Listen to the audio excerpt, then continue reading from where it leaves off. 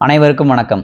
இந்த பதிவில் நாம் காணவிருப்பது ஒருவருக்கு தொழில் வேலை அமைப்பில் எப்பொழுது வீழ்ச்சியும் அது எப்பொழுது நிலையான சீரான நிலையை கொடுக்கும் என்பது பற்றிய விளக்கத்தை ஒரு உதாரண ஜாதக கட்டம் மூலம் விரிவாக பார்ப்போம். திரையில் ஜாதகம் வருகிறது. ஜாதகர் பிறந்த டேட் ஆஃப் பர்த் 30/11/1986 8:06 PM என்ற அளவில் மதுரையில் பிறந்தவர். லக்னம் மிதுன லக்னம், ராசி துலாம் ராசி, நட்சத்திரம் விசாக நட்சத்திரம்.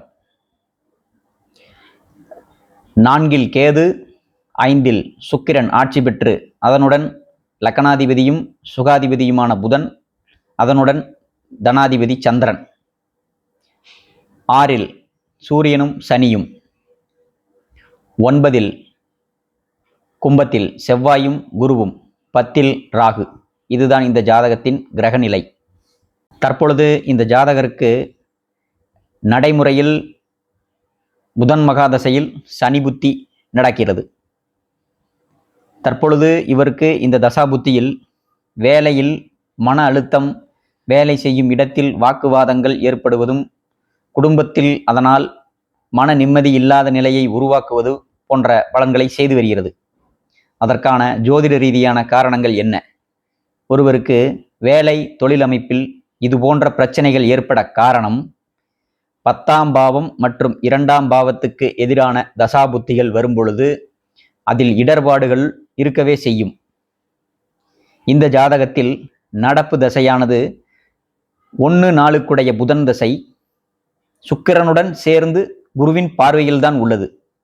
அப்படி இருந்தும் ஏன் கெடுபலனை செய்கிறது என்றால், இந்த லக்னத்திற்கு 10ஆம் இடம் மீனம், அந்த மீனத்திற்கு அதிபதியான குரு செவ்வாயோடு கூடும் பொழுது தொழில் மற்றும் வேலை அமைப்புக்கும் தனஸ்தானமான கடகமனைக்கும் குருவும் செவ்வாயும் முதல் தர யோகர்களாக அமைந்து ஒருவருடன் ஒருவர் கூடியிருப்பது சிறப்பு. அது 10ஆம் பாவத்திற்கும் 2ஆம் பாவத்திற்கும் தர்மகர்மாதிபதி யோகமாக அமைவது இந்த ஜாதகத்தில் ஒரு சிறப்பான அமைப்பு. ஆனால் நடப்பு தசையோ புதன், அந்த புதன் 10ஆம் பாவமான மீனத்துக்கு 7 மாரகாதிபதியாகி 10க்கு அஷ்டமாதிபதியான சுக்கிரனுடன் கூடி 10க்கு 8 அஷ்டமத்தில் நின்றதோடு மட்டுமல்லாமல் அந்த புதன் 10ஆம் அதிபதியான குருவின் விசாகம் சாரம் ஏறி அந்த குருவை தொடர்பு கொண்டதன் காரணம்தான் இவருக்கு வேலை அமைப்புகளில் நிம்மதியில்லாத தன்மை, இந்த வேலையை விடுத்து வேறு வேலை தேடுவது போன்ற எண்ணங்களை கொடுத்தும் அதுகளில் இடர்பாடுகள் போன்றவைகளை ஏற்பட முக்கியமான காரணம். புத்திநாதன் சனி 10ஆம் பாவத்துக்கும் 6 குற்றவியல் ஸ்தானாதிபதியான சூரியனோடு சேர்ந்து அந்த 10ஆம் பாவாதிபதியான குருவை செவ்வாயுடன் பரிவர்த்தனையில் தொடர்பு கொள்கிறார்.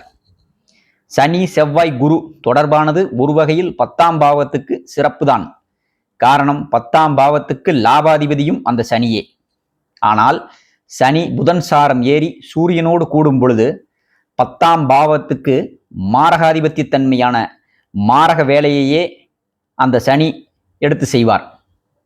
ராசிப்படியும் 2 புத்திநாதன் சனி அமர்ந்து 2ஆம் வீட்டுக்கு அஷ்டம மாரகாதிபதியான புதனின் சாரம் பெற்று செவ்வாயை தொடர்பு கொள்வதுதான் காரணம்.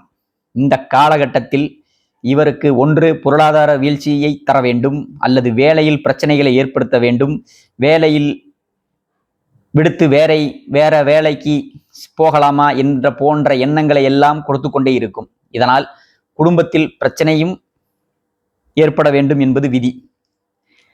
லக்னப்படியும் 2ஆம் வீட்டுக்கு சூரியனோடு கூடி சனி புத்தியை நடத்தும் பொழுது அந்த 2ஆம் வீட்டுக்கு மறுமாரகாதிபதியாக சூரியனும், அந்த 2ஆம் வீட்டுக்கே சனி அஷ்டம மாரகாதிபதியாக வேலையை செய்வார். இவர் ஜாதகம் பார்க்க வந்த காரணமும் அதுதான். நான் இந்த தசாபுத்தியை பார்த்து சொன்ன பலனும் இதுதான். சரி, இவருக்கு பலன் இதுதான் என்று நடக்கிறது என்று சொல்லிவிட்டோம். அதற்கான தீர்வு எப்பொழுது கிடைக்கும் என்பதுதானே அவருடைய அடுத்த கேள்வியாக இருக்கும். அதற்கு அடுத்து வரும் கேது தசையிலிருந்து இவருக்கு நல்ல வேலை, பொருளாதார முன்னேற்றம் போன்ற அமைப்பில் நல்ல உயர்வை அடைவீர்கள் என்று சொன்னேன். காரணம், கேது வந்தாலே மாற்றம் என்பது ஒரு ஜோதிட விதிதான். ஆனால் அது யோகமான மாற்றமா அல்லது அவயோகமான மாற்றமா என்பதுதான் விஷயமே. கேது அங்கே செவ்வாயின் சித்திரை நட்சத்திர சாரத்தில் நின்று அந்த செவ்வாய் குருவோடு கூடியிருப்பதுதான் யோகமே.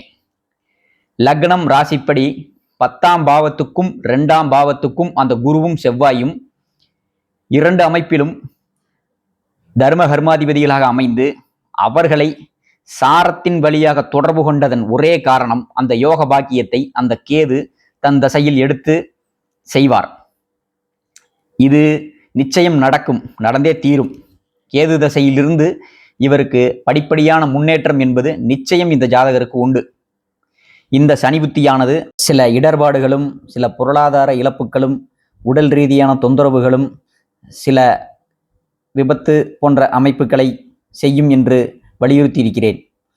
சனி புத்தியை கடந்து கேது தசையிலிருந்து இவருக்கு நல்ல மாற்றம் உண்டு என்று சொல்லிக்கொண்டு உங்களிடமிருந்து விடைபெற்றுக் கொள்கிறேன். மீண்டும் வேறு ஒரு உதாரண ஜாதகத்தோடு உங்களை சந்திக்கிறேன்.